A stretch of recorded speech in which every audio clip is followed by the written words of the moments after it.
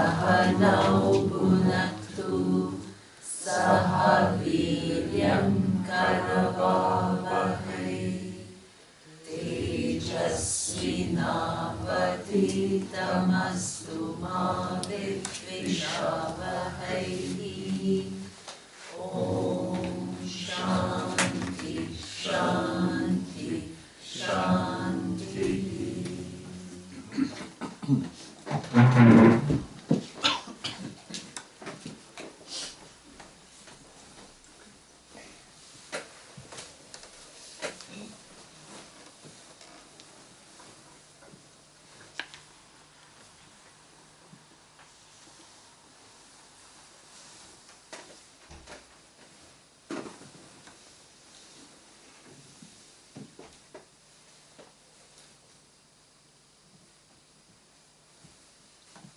So, in the last class, we saw that, you can be saying Ishvara is everything, but what you mean by everything itself is not very clear, because we just speak superficially.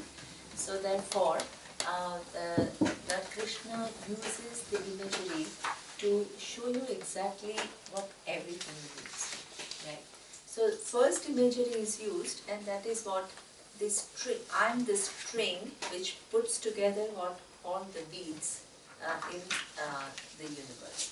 What with this imagery, what do you understand? You have to use this representation to figure out what does the bead, what does it mean?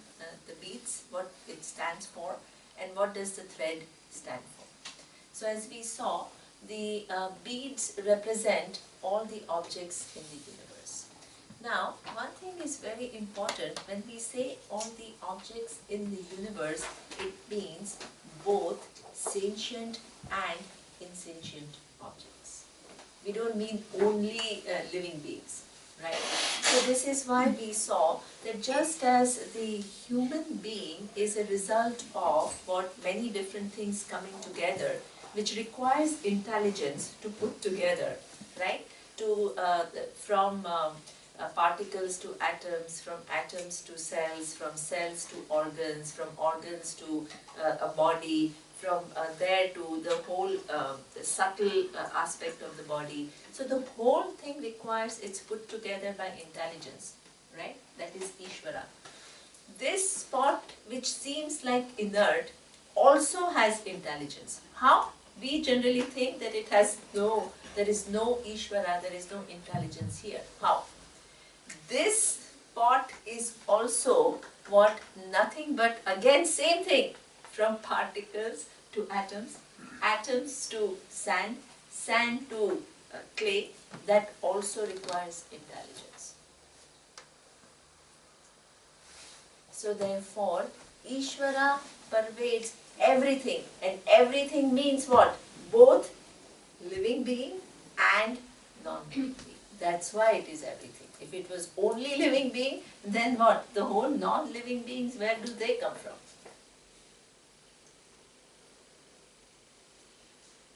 So therefore, everything Ishvara, then the beads represent all the forms, sentient and insentient.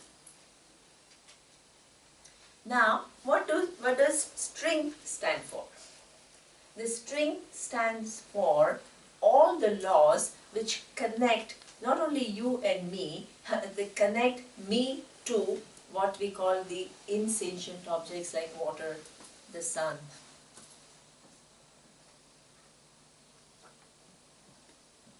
the moon, the planets.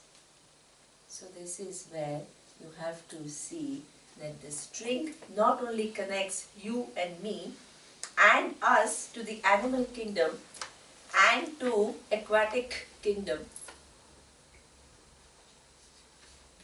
but it also connects us to everything that is there in the universe. Surya, in one of the retreats, showed a very nice video by some Taiwanese scientist who was doing his research at MIT or something like that. It's a nice video. he was saying that this interconnectedness seems like, some kind of a very nice, it's a very common principle in the oldest traditions. But it seems like, kind of a wishful thinking kind of a principle that, oh, we are all connected and we must love each other. And, it seems like not based on reality. So he showed a certain, one thing that he showed that was interesting. He says by interconnectedness, what we actually mean, what we should mean is this deep interconnection that you have with the universe in the form that all of us carry in our blood what? Hemoglobin. And how does the hemoglobin get formed? So then he showed how billions of years ago some activity of the stars released that hemoglobin which you are carrying in your blood right now. Release the atom of Atom of iron. which is at the center Which is- of the hemoglobin. Yes, exactly. And the planets. And the planets. So that means this is what we mean by interconnectedness. It's a fact. So therefore, this beads, the strings, what you mean by the strings is all, the laws and the interconnection is just mind-boggling.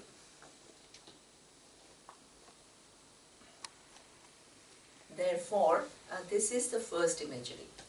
Now, you may think, oh, Ishvara is the string, all the laws which connects all the forms. Then in the next verse, he says, hey, I am also the forms, raso hamapsu kaunteya. I am not only the laws, I am also the forms which are governed by the laws. And not only the forms, the apaha, apaha is water, but the rasa in the water. What does it mean? The water is not only H2O, not only two hydrogen atoms and one oxygen atom. It has a very important function to serve. It's not just like randomly, okay, let it be H2O.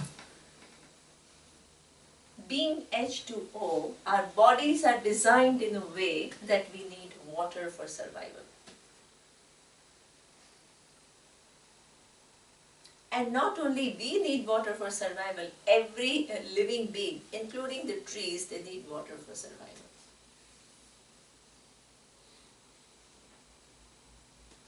So therefore, I'm not only the forms, but also what? Their specific functions. And what water can do, only water can do. And fire can do what fire can do. So this is where he says, I'm the laws, I'm the forms, I'm the specific function of all the forms, which have a specific role to play in this grand scheme of things. Then you think, oh, now I know everything about Ishvara. No. Om. The next verse. Om.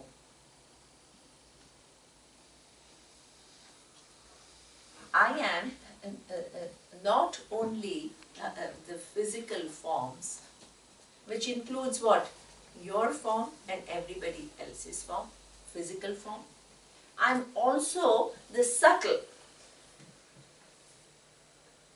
What is the subtle? Which includes, one of the major things that subtle includes is the mind. And not only one mind, but the mind of everyone. And all the possibilities that the mind have to collapse what? Which will bring about a different type of the world, let's say 100 years from now. That is included.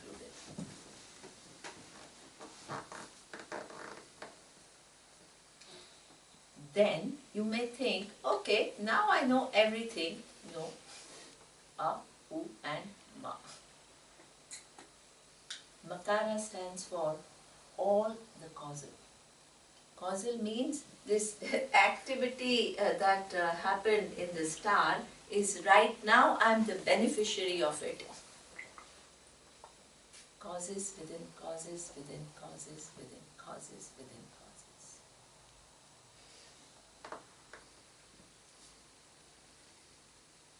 And also, what I do now is going to carry forward in the future. If you have kids, you know it. What you do to your kid is going to have implication not only for you and the kid, but his wife, his or her kids, their colleague, everything.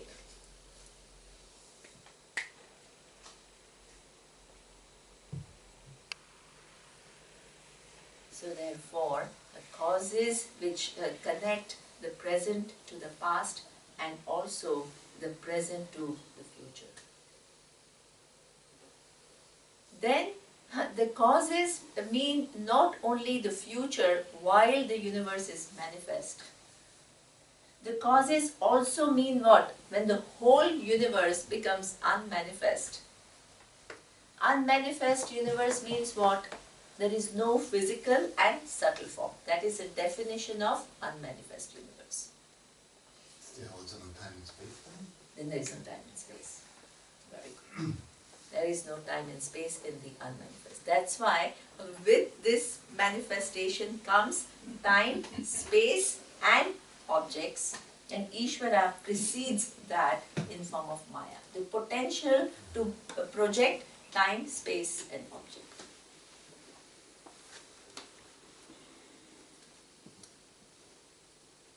So therefore, in that causal, what we saw, very good question, Shan, that all that is there is what we call Maya.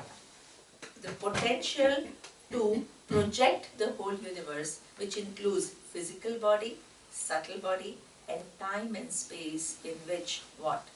The physical and subtle body can exist and interact.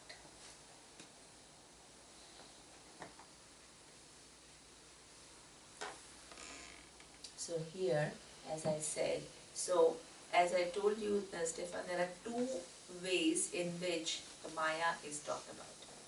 One is, we say, when the whole universe, which is time, space and object, is unmanifest, then the potential to manifest it is there. So all knowledge and all power is there, but it is not yet manifesting as universe. That is called Maya. The minute the universe becomes manifest, that means what? Time, space and objects come. It's called what? The creator of the universe. The cause of the universe, Ishvara. That way you can talk. Or, in this case, how does Ishvara introduce himself? That Ishvara, the all knowledge and all power, includes all three. Physical, subtle and causal. This is why sometimes you can say Ishvara's Maya. You use that expression. So that means when both the expressions are used, then you should not say, why in one class Maya was said to be unmanifest and this class you are calling it Ishvara when only with reference to manifest. This is where the clarity begins to emerge. When you talk in the other class about the fact that Ishvara includes both manifest and unmanifest, that means this, whether you say Maya or you say Ishvara, what you really mean is what? One thing, Sarvajnaha Sarvashaktiman. Then you won't get confused. All knowledge and all power. From one standpoint, you can say when unmanifest, you can't really call it what? The cause of the creation, because the creation is not yet there. And when the creation happens, the same all knowledge and all power becomes what? Ishvara. Super. It gets another name. So I gave one example. Surya doesn't like it much, but I It's a simple example, and Surya is a scientist, so he doesn't like my simple examples, but I think that they do the job. So Roots your understanding. my purpose is not to do some big theories, but just to communicate what I want to communicate. So, I give an example that before, for example, you have a child. Do you have a child? No. Okay. Okay. So, now, suppose, can we call Tobia a father? Right now? No, No. Why? because he has no child. Super. So that means so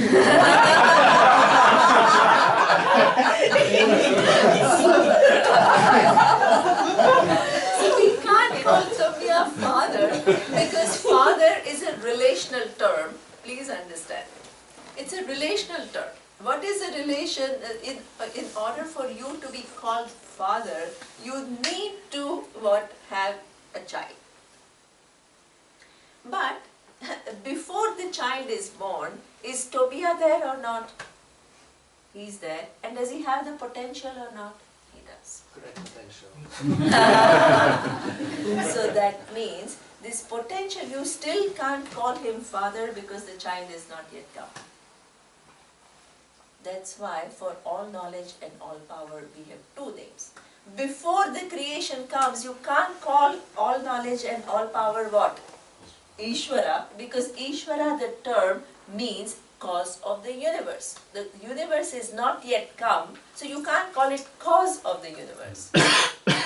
But the same Tobia will become what? Father when the child is born. Same all knowledge and all power is called Ishvara, the creator, when the creation becomes manifest. Oh, Ole is happy.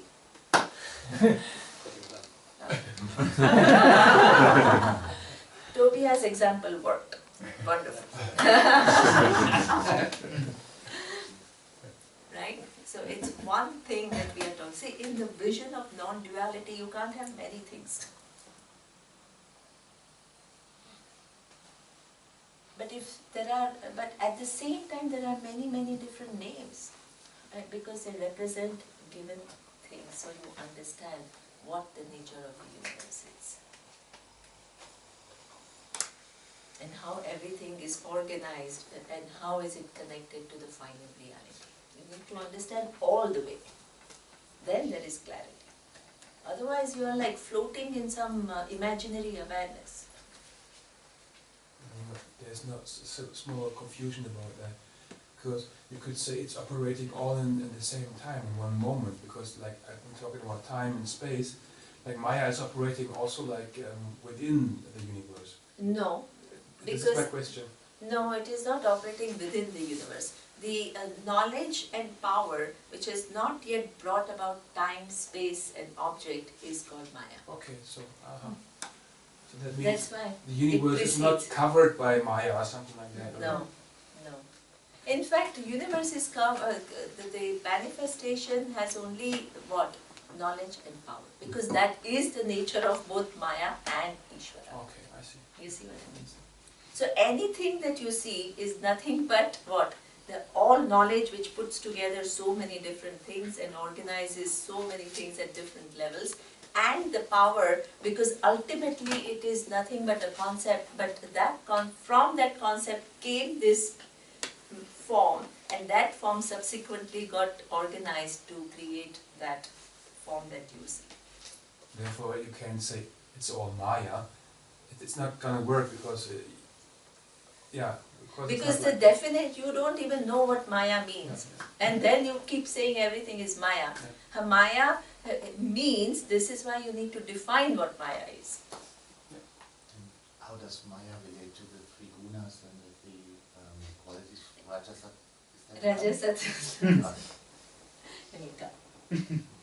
So everything you see in the universe, you can still say it's a reflection of, it's coming from Maya, right? Because So, Maya manifests, is the capacity to manifest as well. Yeah, but reflection is, I don't know, I would never use the word reflection. because it's not some kind of a reflection. When you create the dream, is the dream reflection of you? The dream is you. It's coming from Yeah, exactly. Maya. Yeah, it is coming from what? All knowledge and all power.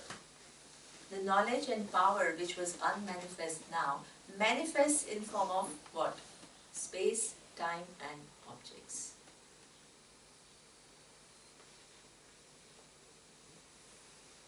Is that clear? So when we talk about Maya and when we say Ishvara is everywhere, what do we mean? All power, all knowledge is everywhere. Excellent, excellent. That's what we mean. That's what you have to understand. And before the creation, what was there? All knowledge and all power, which had not yet manifested as time, space and object.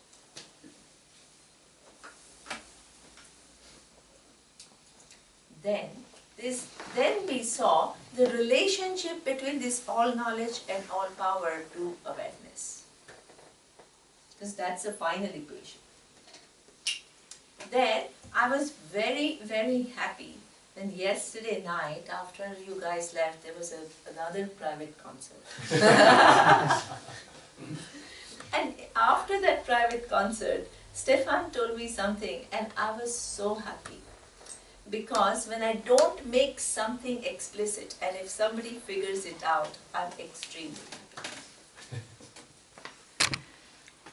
So he told me, so now I understand that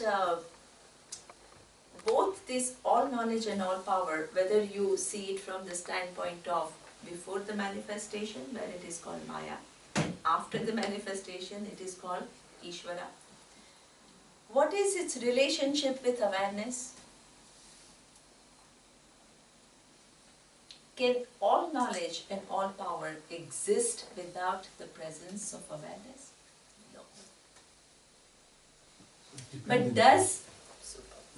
But does awareness depend upon all knowledge and all power for its existence? No. Satya Mithya relationship. That you have to understand. But when you understand that, please don't say Ishvara is Mithya. Don't say that. Why? Because the Ishvara's Swarupa, Ishvara's Atma is what? Satchidananda. The truth of Ishvara is Satchidananda Atma, which Ishvara knows but you don't know.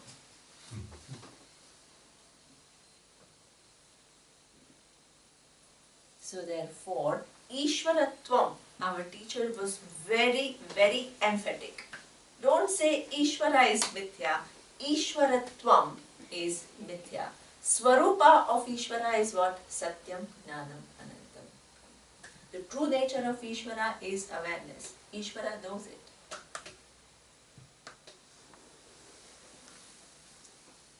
But the status of what? This all knowledge and all power which exists within, it is not an intrinsic attribute of awareness, but it is a potential of that awareness is Mithya. Potential means potential of whom? So that entity is ultimately awareness. This is why the Maya requires what? Awareness in order for that all knowledge. Ishvara requires what? Awareness. The forms require what? Awareness. That's why awareness is the only independent reality. Everything else is what? Dependent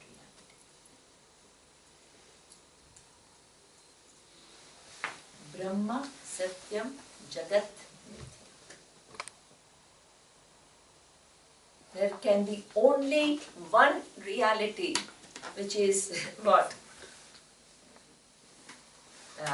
Satyam, independently existing. Everything else has a dependent reality. Then somebody asked, is Ishvara limitless or not?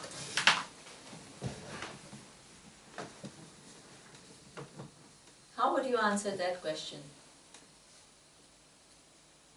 Well, he is limitless in the sense of that he can create his all power and all knowing, but he still depends on awareness. So this is. Let's say awareness is limiting Ishvara. Like, it's not like. It's not, So they are not the same order of reality. Yeah. You can't have two limitlessness. See, Ishvara precedes time and space and objects. In that sense, you can say it is not limited by time, space, and object. Right? But you can't put it in the same category as awareness, because even that all knowledge and all power depends upon awareness for knowledge. So the I of Ishvara is the I of you. Like when you say, I am wave and I am ocean. Two very different phenomena. One is a very small entity, the other one is what? All-encompassing. The wave and ocean, there is a huge difference, and that you can't negate. But the I am, which is the water, remains what? Exactly the same. The real I am, because the wave has no other existence other than water. The real I am of the ocean is also water, because ocean has no existence without the presence of water. So wave and ocean refers to what? Forms which are very different. But I am is only one, which is water.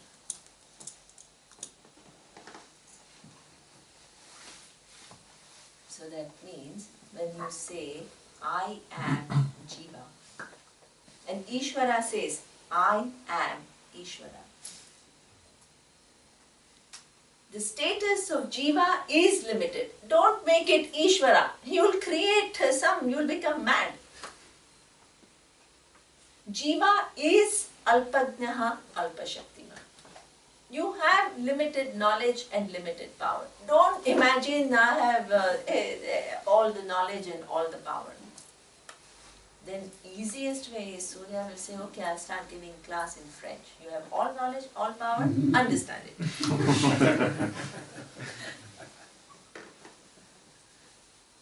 I don't understand why you say Ishvara is not limitless, because it's what everything else is.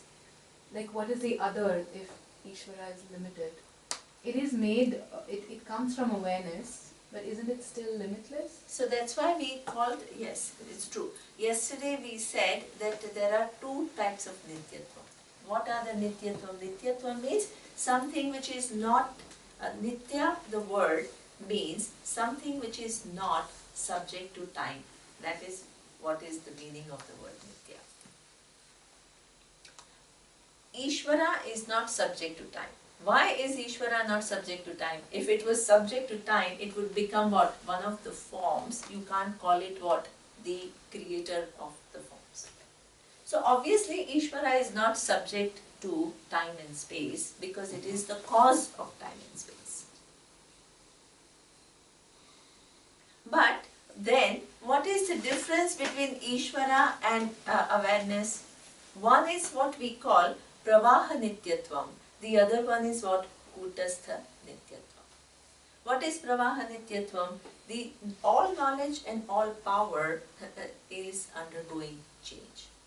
How is it undergoing change? It is becoming from manifest to unmanifest. And within the manifestation what? Constant change. So that means there is a constant change happening. And when you see the reality from these constant changes that are happening, the all knowledge and all power at every second is reorganizing the universe. That's why yesterday is different from today. Today is different from tomorrow.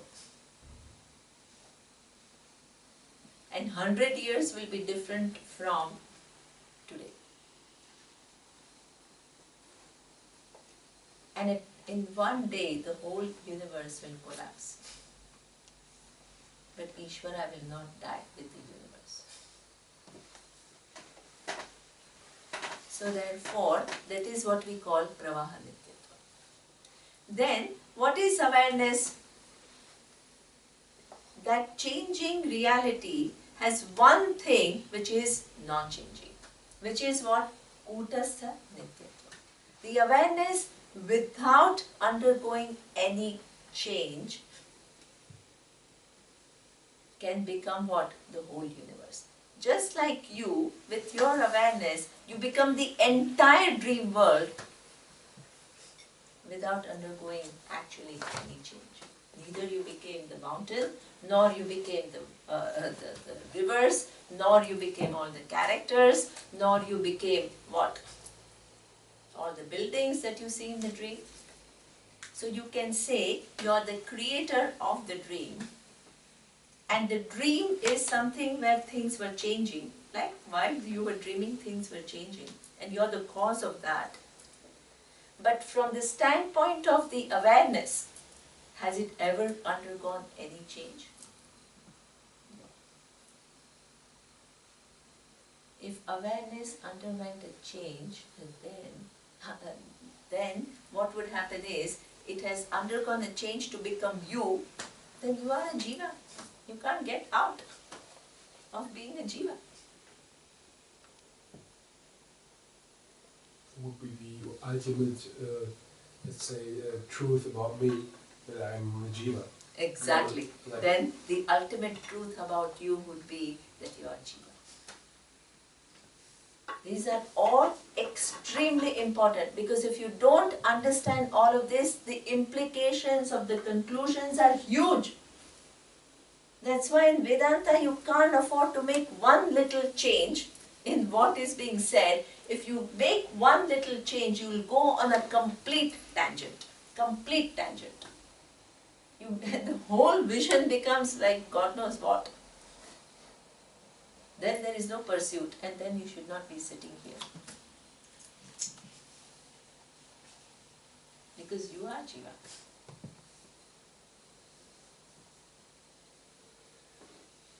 So therefore, there is one thing which is non-changing.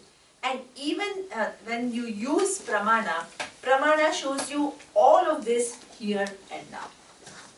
It makes you see the form, the jiva. A living form is called jiva. Then you will see Ishvara, the intelligence which makes what? Every form what it is. That is what I show you.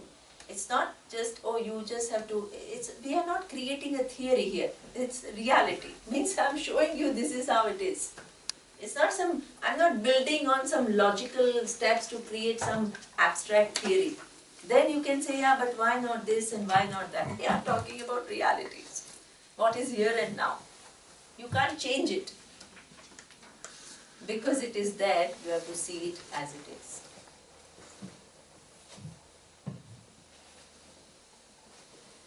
So therefore, you see Ishvara, the intelligence which, as I told you, makes me talk.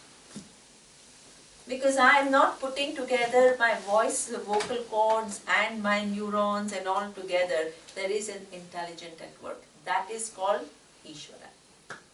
Then when I show you that this mechanism is able to do this amazing job, and then there is this awareness, because of whose presence you see all the activities which are taking place, that is what? The final reality. Anywhere you look in the world, you will find three things. What? The form, Ishvara, and awareness. That was the whole first exercise to make you see that there is something constant which enables you to see the changes. It's a fact. If you didn't have the presence of awareness which was non-changing, you will not be able to see or observe all the changing world. And that awareness, which is a non-changing fact, is not only the truth of you, is also the truth of what? Ishvara.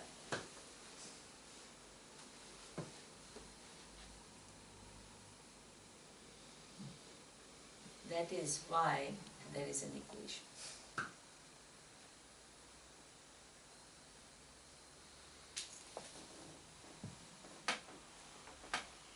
So, in this vision, you can't do what you feel like.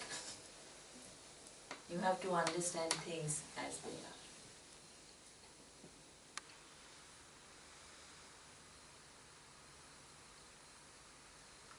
One intelligence which is changing, one awareness which is not changing.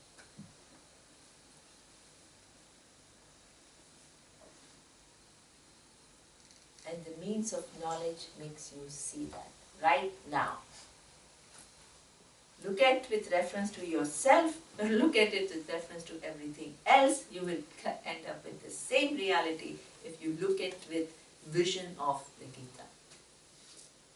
If you look at with your own vision, all problems, all imaginations.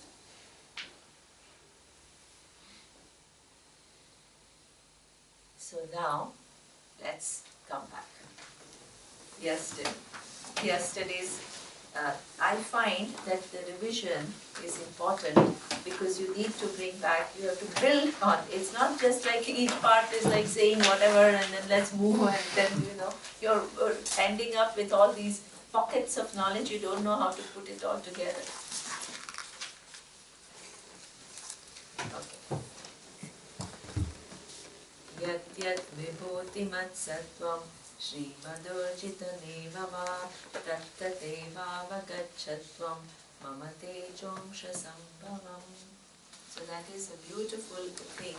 This is exactly what Krishna is reiterating. Here he says, therefore, now that I pervade everything, he says, yat yat vibhuti mat sattvam. Wherever you see any glory, what glory? The world is full of glories. What? The sun is rising. The flowers are blooming. The ocean are undergoing what? The high tide and low tide.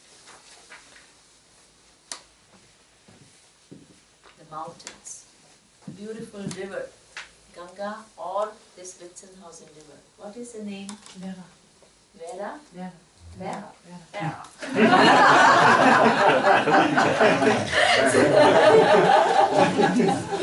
So, okay, the name of the river is Vera.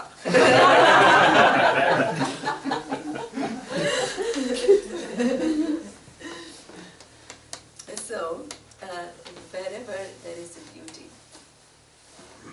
The beauty can, Surya sent me a photo of these three little cuties sitting. I don't know where you found those. In the market. In the market. Yes. There were Those three little boys or girls, I They don't were know who eating they the were. bread Yeah. that she gave us with the cheese. Each of them had a piece, and they were all sitting. And they were 2 years old, all blondies. With like blue eyes and looking up. I show you the photo. Then the music, art, dance. This is what I was really inspired because this Rumi writes beautifully. It's all about the wonder that the world is. You have to feel inspired by the world. This maya, mithya, without understanding anything, just the rejection mode is a destructive mode.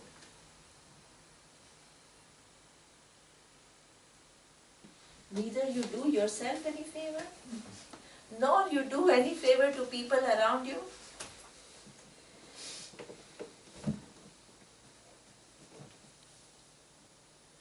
You have to begin to see the magic. Like the other song, which was beautiful. What? Even simple thing, I can open my eyes and then I can distinguish black from white. And I look up in the sky and I see the stars. Huh? Gracias a la vida. Gracias a la vida. Thanks to life. Thanks to life. Gracias. Oh, gracias a la vida. Okay, now I understand. Okay. Gracias a la vida. So that means everywhere you have to see Vibhuti. There is just too many things which are there which we miss out on. And we only are concentrated in our dissatisfaction, loneliness, feeling not understood, feeling not loved. We are caught in whirlpool of our thoughts, unconnected to reality. This is called what we call pratibhasika. Pratibhasika is, I said subjective, Oleg came and said subject means awareness, so subjective is not right, it's a projected reality. Okay, fine, it means the same thing, projected reality.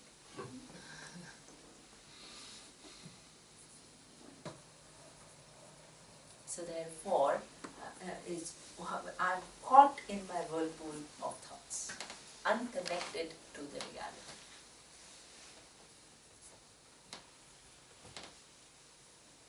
That mind, which is caught in its own whirlpool of thoughts, first begins to see what? The presence of Ishvara.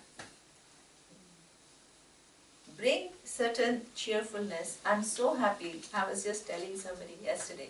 The first day when I announced that at night session, all of you will show your talent, all of you were sitting like this, looking at each other, what do I need? And now in 2 or 3 days, you're all like coming here and doing all kinds of things. It's lovely to see that. Really lovely to see that.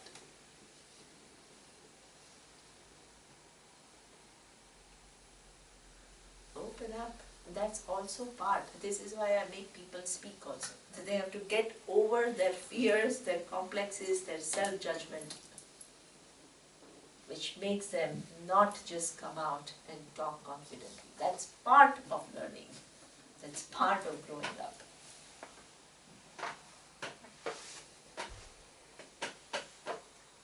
Don't think that, oh, why should Vedanta class, which is all study of Atma, should have this.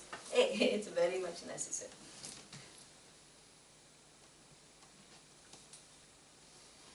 All within dharma. Can't do crazy things also. So therefore, this is what he says, that first begin to see Vibhuti. Yatyat Vibhuti Vatsattvam Shri Madhur Jitam Mevama. Wherever there is also anything endowed with any form of wealth. This is also a very kind of important thing, that we almost kind of think that wealth is what being material. As I told you, that the wealth, the whole culture doesn't look upon wealth as anything material. It looks upon wealth as Lakshmi. The intelligence which every human being comes with different resources. So the Lakshmi itself is not just the how much money you have. Itself is divided in Ashtalakshmi, 8 subdivided. What kind of wealth you can be born with? You can be either physically comfortable, which is the one that we generally define as wealth, right? You have little money so that you don't have to worry about where your food is going to come from. That is called Dhana Lakshmi. The other one is Dhanya Lakshmi. Dhanya Lakshmi is what? Ability to eat good food. That is also a wealth. So that means, our teacher used to say that he had an ashram in Pennsylvania, in the US.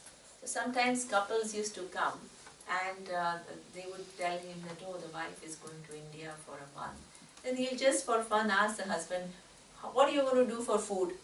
So the husband used to reply, she has prepared all the food and refrigerated and put it in the freezer.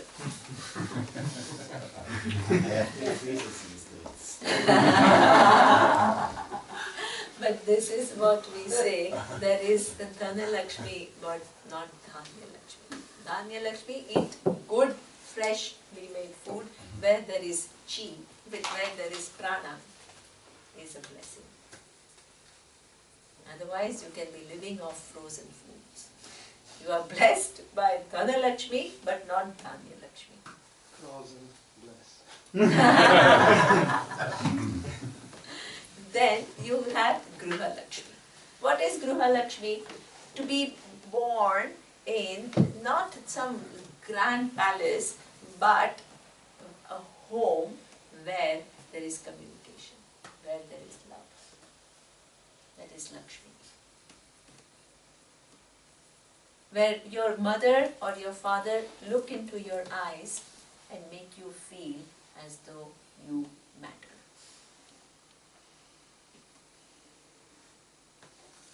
That is Lakshmi.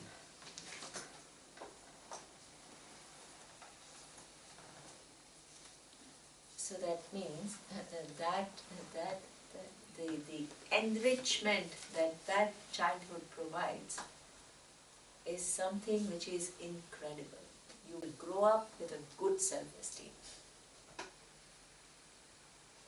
As a child, if you feel that you are liked, you are cared for, and you are loved, and you are good. So, I have always a story. So last year we held a retreat in Coimbatore where we have studied, and we made all the students meet the local Swamiji there, who's a teacher, who's teaching now 3.5-year course.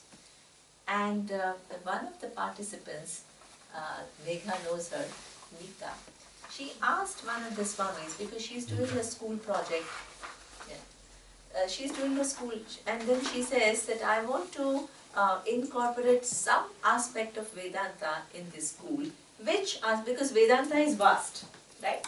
So which aspect, and not all students are ready for Atma is Brahman and the world is Mithya and all of that. So she says, which aspect of Vedanta should I incorporate in this school? And I love the answer that this Swamiji gave.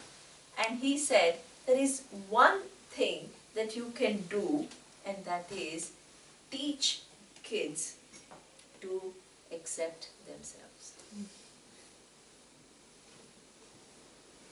If you come with this broken self-image, it takes years to build, years to build. He says, from the young age, you are told, if you drink milk, you are a good boy. So right now, you are not good. What is implied in that sentence? You have to become good. Right now, you are not good. But if you do, it's always a conditional. If you drink milk, in a simple sentence like, if you are good, if you are a good boy, you will drink this milk, or a good girl. Then, if you eat this, then you will become good. And that is always conditional. When you do this, then something else is required for you to be good. It never ends. And as a result, what is a common message? Right now, I am not good enough.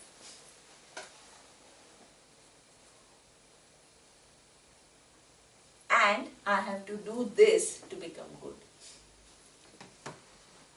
This is why work becomes stressful. Because you keep putting pressure on yourself, and there is an implied thing is, right now I'm not good enough. And you're stuck with this self-image for rest of your life. Vedanta will work like wood and fire coming together if you start with a healthy self-image.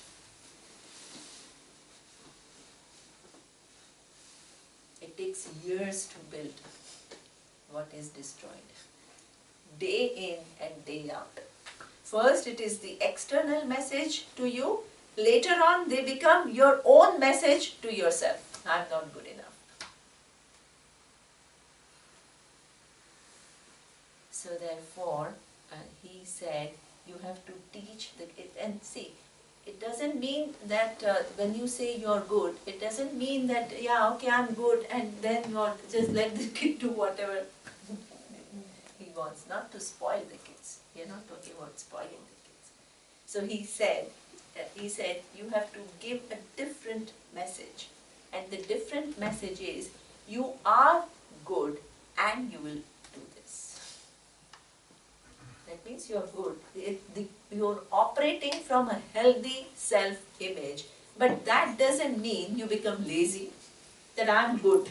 It's not an irresponsible, I'm cool.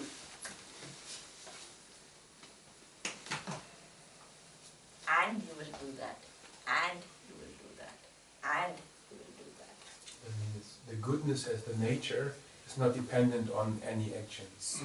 So that means, even if I can't really do it, right, I'm still good. Now I'll try again.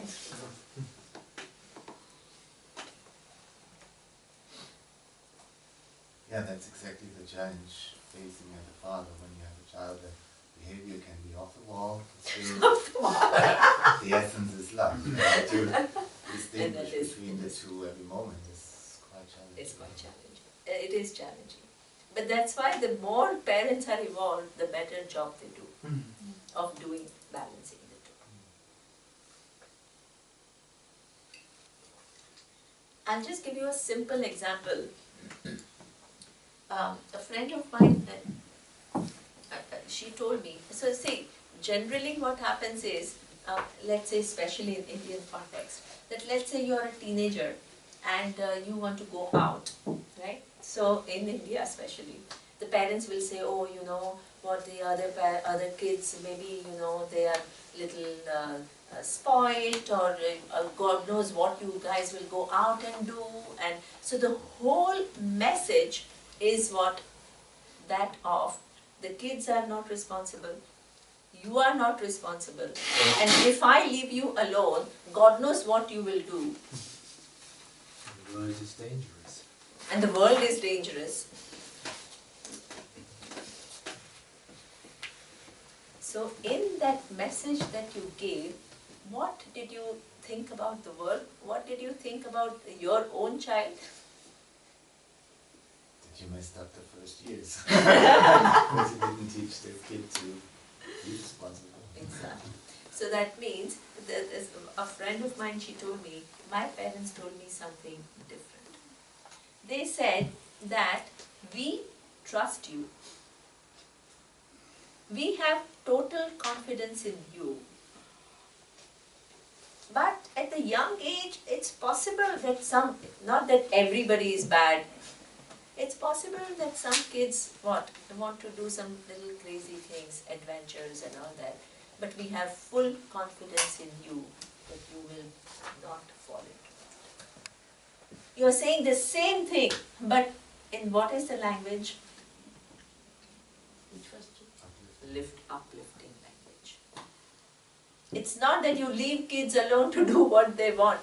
It has to be an empowering, uplifting language, where they begin to trust themselves. They begin to think that, hey, I'm not going to make some silly mistakes in life, even if others are doing it, because I'm intelligent and I'm able to discern and I'm able to make my own decisions.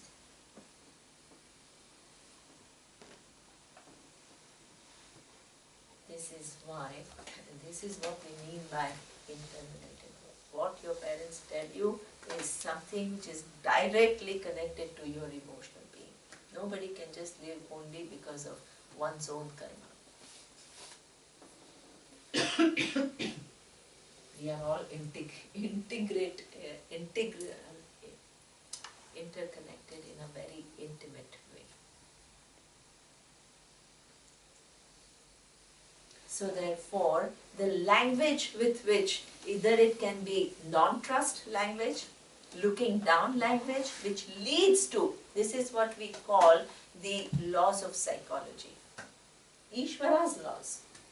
If your parents kept telling you that you are not good enough for one reason or the other, you will not have healthy self-image. You can't avoid it. come to Vedanta or you go and go to any self-help course, they will help you to rebuild that. You can do it. But nobody can avoid feeling like that initially.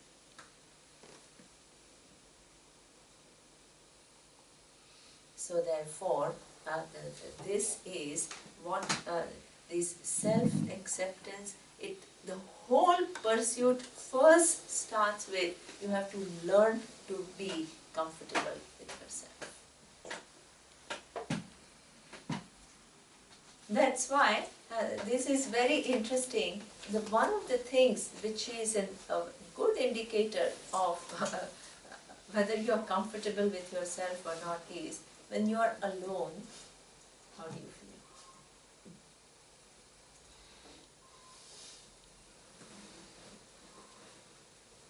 Most of the time when we are alone, what happens? All our feelings of, if we don't have a healthy self-image, we begin to feel lonely, we begin to feel empty.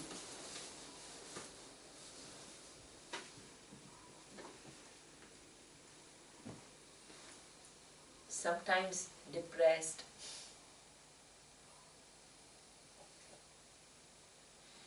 Sometimes isolated, sometimes not understood. That means you have to work on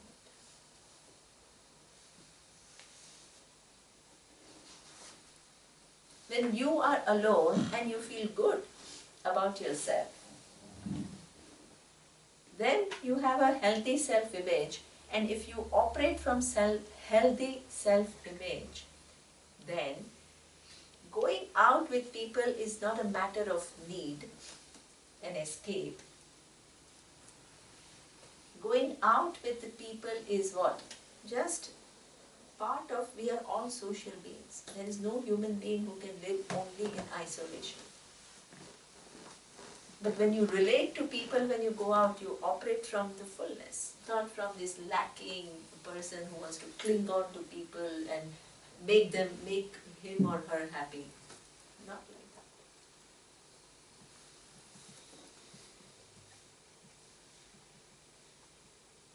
that. So therefore, these are all the things that is your first job before this limitless Brahman begins to shine in your buddhi, like as clear as daylight. So, tat eva vadachatvam mama tejomsha sambhava. See it as any beauty that you see, first begin to have that, lift yourself up by seeing the beauty that is there in creation.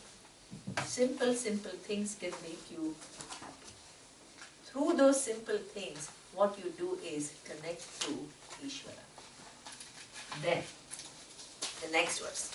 Matkarma krut matparamaha matbhakta sangha varjitaha nirvaira sarva bhuteshu yasamameti pandava. Then he says, I have told you now the whole nature of Ishvara. Now, what is your mission of life, which was also said that everything is my glory. Mat karma krut. He reminds it. The whole teaching is what? The whole Brahma Vidya, the nature of reality, and Yoga Shastra intertwined.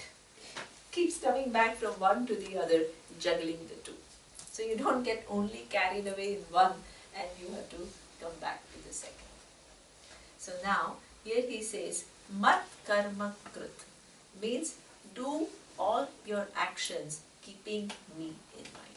That doesn't mean before you do every action you have to say, hey Lord Krishna, hey Lord Krishna. That's not what it means. Mat karma krut means when you make the decision, bring what? Ishvara as dharma in mind. Never lose sight of dharma. Ishvara, one of the manifestation of that intelligence is what? Law of dharma. When you perform actions, never losing sight of both universal dharma plus swadharma, your duties and responsibilities, you are in connection with Ishvara.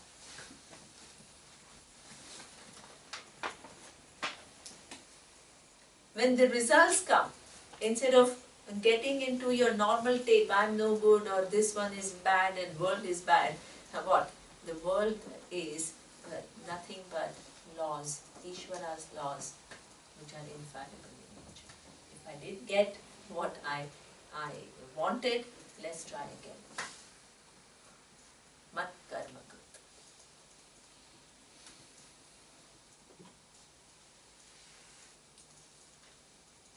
My emotional life, instead of trying to say, oh, this, this dukkha and all is just mithya and all, acknowledge that I have sadness. And in that sadness, there is a series of assumptions that I have. Because there is a story. In that sadness, there is a story. And in that story, it's not that it is a completely baseless story. Facts and your imagination are mixed up.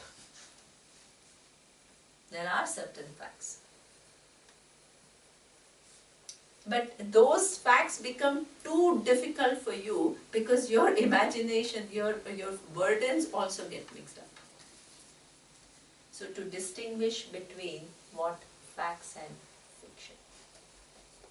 The more and more you come back to the facts and remove your story, which is what we call your projection onto that situation, the less and less the emotions will begin to overwhelm you. And more is your ability to kind of intervene with the emotions and change your emotional life over a period of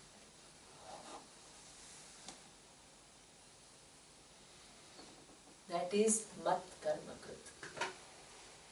Do your actions keeping me in mind. Me doesn't mean some Ishvara is some kind of a nebulous entity.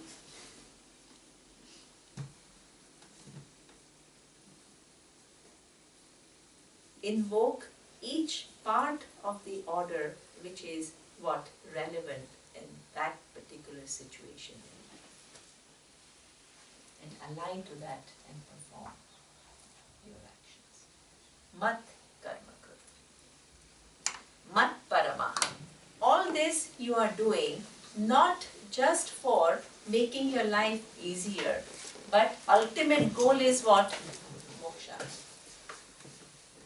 What is moksha?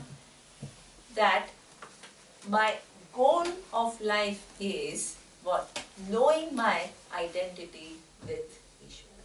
Mat parama. Why that is my goal of life? I'd much rather have a goal, let's go to Switzerland on a holiday. That sounds much more fun than devoting my whole life to some kind of a... Going to Switzerland for a holiday, as such, there is nothing wrong. Please understand. Right? But if you go with all your confusion, then you can be surrounded by the most beautiful place. But your capacity to enjoy it is limited.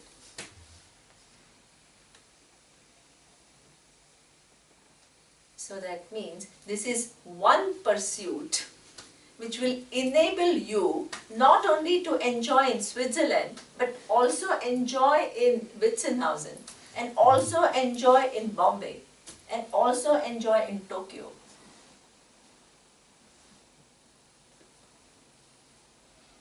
Otherwise, you keep moving from one place to the other, but you remain your dissatisfied self. For the time being, a little moments you feel happy. But basically you remain this person who is searching. That's why become Mat Parama. Not because you are doing favor to Lord Krishna. It's for you. If you are searching for happiness which is, and fulfillment which is permanent. There is no other way to find it. Once you realize this, you naturally become Matparamaha. The goal of life becomes what? Gaining the knowledge where you can see you and Ishvara are one. This is why Swamiji used to say, his examples were quite interesting. So he used to say that he used to give, now look at this example. His example was when you go to airport and you are catching a flight. So when you go to the airport and you are catching your flight, let's say from Bombay to Paris, and you arrive at the airport 3 hours ago, 2 hours ago or whatever, and then there is a departure board, and in that departure board, where is your flight?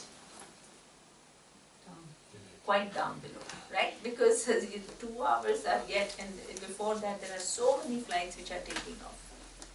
Now as you check in, then what has happened to the flight? Anna is trying to figure out what is the example. What is the connection? Okay. Then what? Then by the time you check in, what happens? Your flight, where does it move? A little bit higher. Then by the time you pass the immigration and customs and all, then little higher.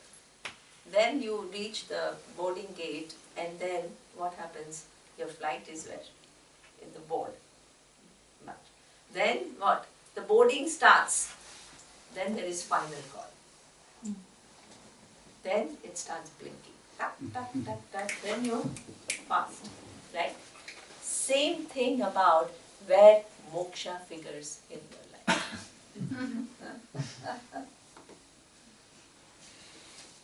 First, who cares about this retreat? Let's go to Switzerland for a holiday. The priority of moksha is where? Down below. It doesn't figure at all. Then you go to Switzerland, have some more experiences.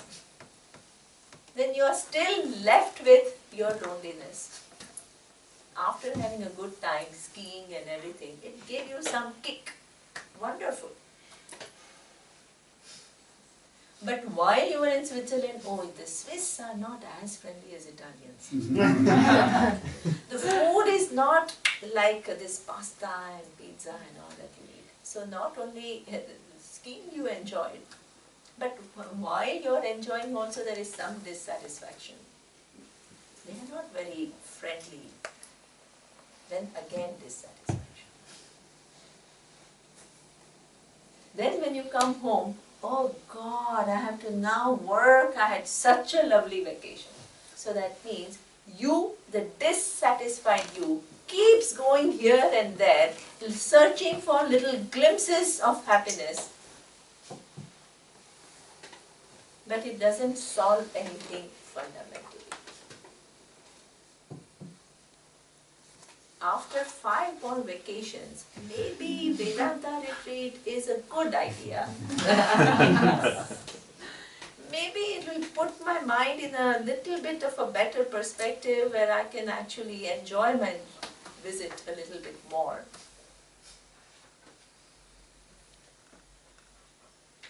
Then something that Vedanta says gets stuck. Because it is the truth. And that truth begins to shift things in you.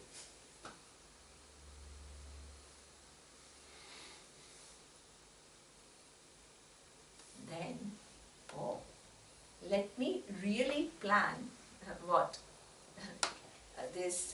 The holiday time, let me go to Vedanta. Why? Because it is bringing shift in you.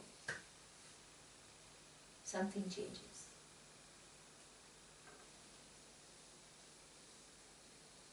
Vedanta is little higher. As your life becomes more and more easier. You begin to understand a few things in Vedanta which brings a certain serenity, a certain the lessening of the burden, lighter being. Then Vedanta becomes what? Higher in priority. In one case, Vedanta becomes the most important pursuit in life. It doesn't mean which is the final call.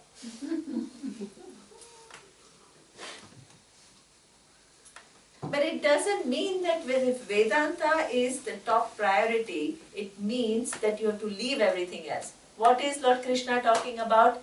Life of karma yoga is critical. So that means you can have moksha as the goal. It doesn't mean that you have to give up anything that you are doing. But whatever you are doing, you change the attitude with which you are doing. Change the understanding with what you are doing, so that which in turn will prepare you for that knowledge. Whole life becomes that of karma yoga. With moksha in mind. Mat paramaha. Then, mat bhaktaha sangavarjitaha. In that pursuit of Vedanta, you will come to know the presence of Ishvara. And you need to begin to relate to Ishvara in everything. Madbhaktaha, Sangha Varjitaha. Sangha Varjitaha, please don't translate. I don't know who is somebody has translated it. Okay. So that means we are not really talking about. See, here one has to be understood. One thing you have to understand, which is an important thing. A very common word which is used in Vedanta is what there's a very detachment. Right? So that means almost as though you have to be not connected to things. So you just do things, but you don't have to be connected to it. That's not what it means. As I showed you, you are living in an interconnected world. You can't become not connected to the world. Both physically, you cannot become not connected to the world, because your next sip of water is going to come from the world.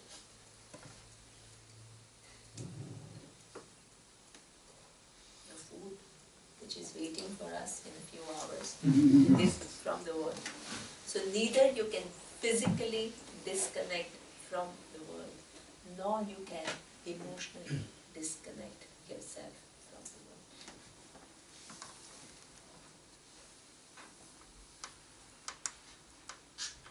That disconnection is actually a defense mechanism. When the world brings too much pain, I have a way to kind of almost artificially disconnect, so that I protect myself from the pain. So I knew somebody, and I really knew this person. When he was 20 years old, he lost his younger brother who was 19 years old. This brother was brilliant, and how he lost him was that when Gandhiji died, almost whole of India went to Allahabad in the UP to immerse his ashes in the Ganga. And there were so many people, and his brother had gone to pay homage to Gandhiji.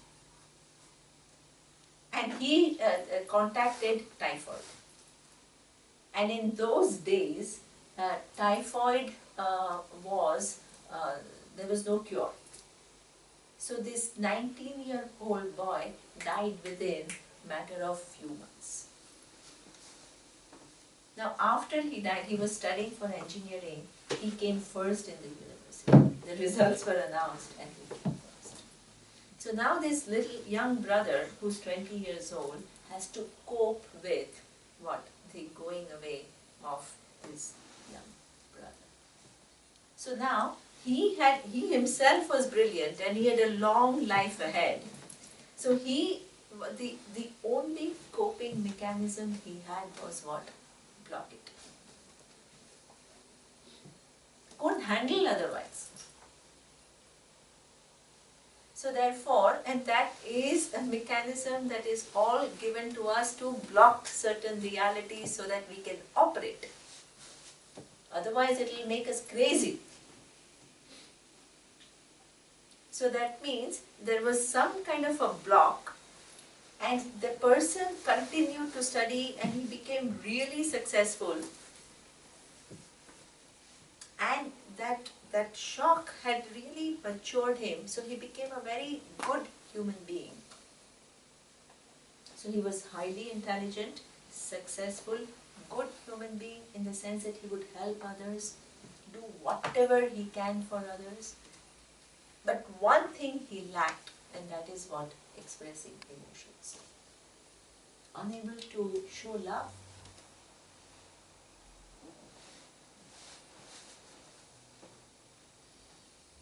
So his way of showing love was only to, do things for people, but never came from his mouth the words, "Oh, that is so beautiful."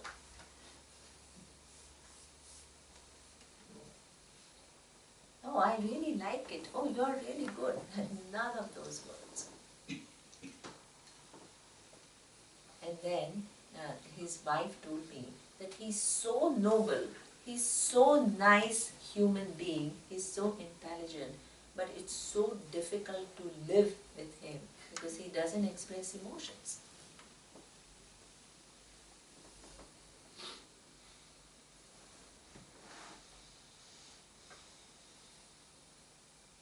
So therefore, this is something that we all really have to learn, that we are not here talking about some detachment, neither physical detachment nor emotional detachment. Life has to be lived with emotions. You can't deny emotions, but you have to manage emotions.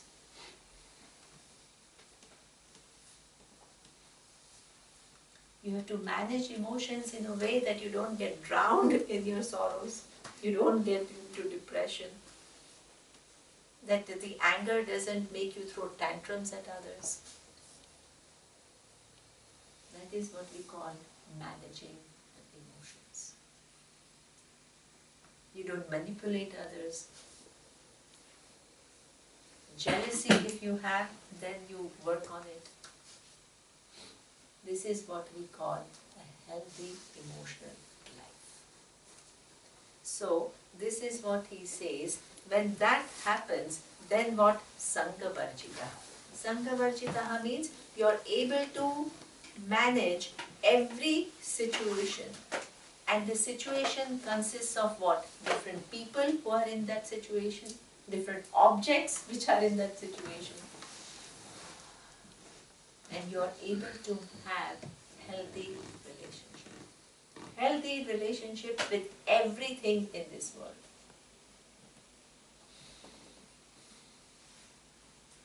If you can do that, then you are Sangha Varjita. So, one example, Swamiji gave a simple example of this little boy who's playing marbles. If you take away the marble from him, he'll start crying. He can't handle what? Somebody taking away the marbles. As you become older, and let's say you yourself become a father, and you're playing, do you have to say, "I am now grown up, so I am getting detached from the marble"? Are you saying that? No, not at all. If your child wants to play with marble, will you not play it? You will. But the presence or absence of marble, does it make any big difference to you? That means you have mastered it. Neither you have to stay away from it, nor you are going after it. You have a healthy relationship with your well-being is not totally dependent upon the absence or presence of the mother. You're not artificially keeping away from it. That's when a Vedantin will become the sanest person in the world. The test is when the child takes your iPhone away, then it gets interesting, not the marbles. What? When the child Huh. takes away the father's iPhone. Ah, then it's yes, interesting exactly. So whether that you means are super. emotional healthy or not. Excellent, absolutely. So that means, very good. So that means, as an adult, you can easily handle what? Marbles. But the same thing doesn't apply when it comes to iPhone. If he takes away the iPhone, you're screaming and you are angry. So that means when you can do it with reference to anything in this world, then you are mature. Sangha Varjita. The presence and absence of things doesn't make a huge difference. It's not that you don't have any preference and all that. Does it make a huge difference in your what? Your well-being.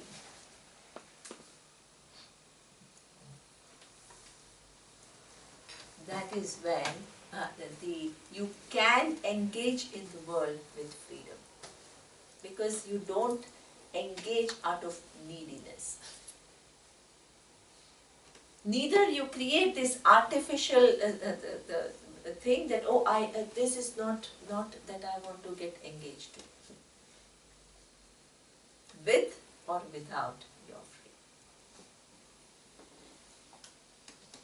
Not only with marbles, but with iPhones, homes, cars, relationships, everything. So this is what he says, Sangavarjitaha. Nirvaira sarvabhuteshu yasamameti pandavaha. So then, nirvairaha. So the person, hey, I am way over the time. So, okay. I will stop it now and then I will talk about what is this nirvaira. Om Purnamadav Purnamidam Purnat Purnamudachyate Purnasya Purnamadaya Purnameva Vashishyate. Om Shanti Shanti Shanti.